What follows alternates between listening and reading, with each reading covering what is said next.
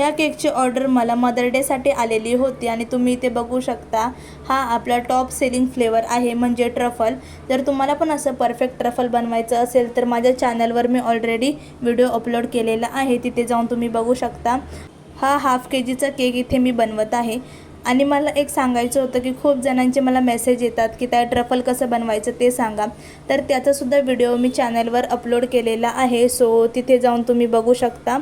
आणि सगळेजण मला विचारतात की स्पॉन्जचा व्हिडिओ शेअर करा, तर ॲक्च्युली झालं असं की जो स्पॉन्जचा व्हिडिओ मी रेडी करून ठेवलेला होता, सगळं रेडी झालेलं होतं, फक्त मला पोस्ट करायचा होता, बट तो माझ्याकडून डिलीट झाला, त्याच्यामुळे मी पोस्ट करू शकले नाही। बट मी नेक्स्ट टाईम परत तो व्हिडिओ काढून तुमच्यासोबत शेअर करेन, तसाच मस्त व्हिडिओ काढेल आणि तुमच्यासोबत नक्की शेअर करेल, सो तोपर्यंत थोडं वेट करा।